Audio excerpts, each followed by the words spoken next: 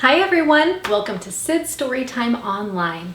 Remember, this is usually a program that we do in the gallery at the Sid Richardson Museum, but while we're closed and we can't have you come visit right now, I thought I'd do the next best thing and read to you online.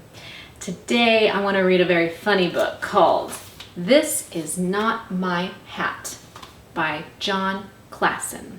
And remember, stay tuned to the end of the video where I show you how to do a fun activity that you can do at home, and it's easy too.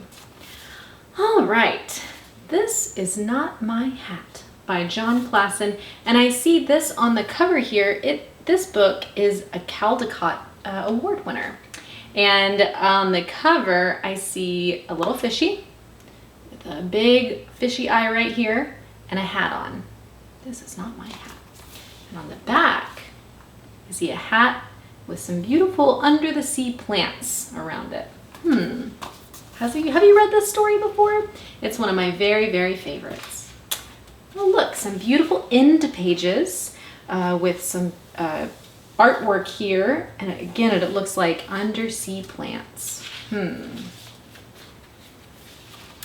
This Is Not My Hat by Jon Klassen. This hat is not mine. I just stole it. Oh my goodness. You see the bubbles trailing behind him?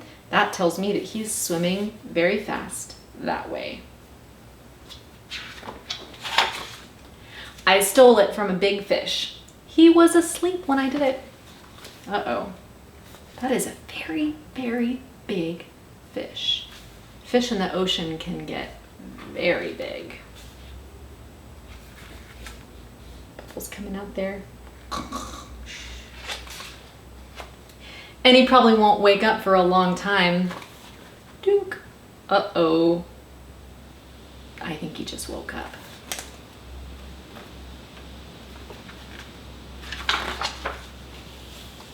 And even if he does wake up, he probably won't even notice that it's gone. What do you see here on the page? Do you think he noticed?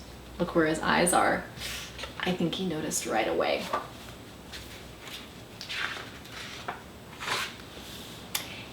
And even if he does notice that it's gone, he probably won't know who took it, or that it was me who took it. I love his eyes. Nothing's changed. He went from looking up to going like this. That expression tells me that he is suspicious. And even if he does guess it was me, he won't know where I'm going. What's happened now? There he goes off in that direction.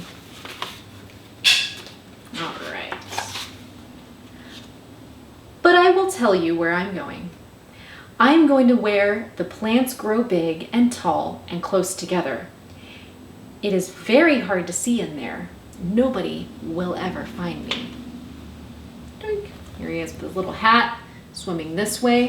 Where did he say he was going? Oh, where the plants grow big and tall and close together. I bet he can hide in there, or that's what he thinks. That's his plan. Seems kind of silly to tell us, though.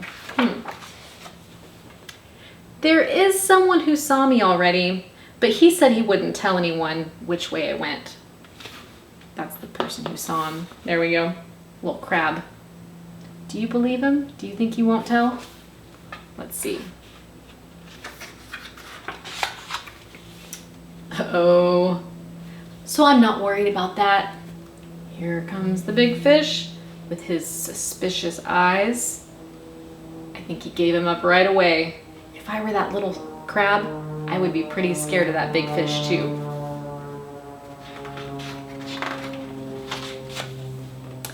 I know it's wrong to steal a hat. I know it does not belong to me, but I'm gonna keep it. It was too small for him anyway, and it fits me just right. The plants are getting taller, and they're getting closer together. Does that make stealing a hat right, even if it fits you better? I don't think so.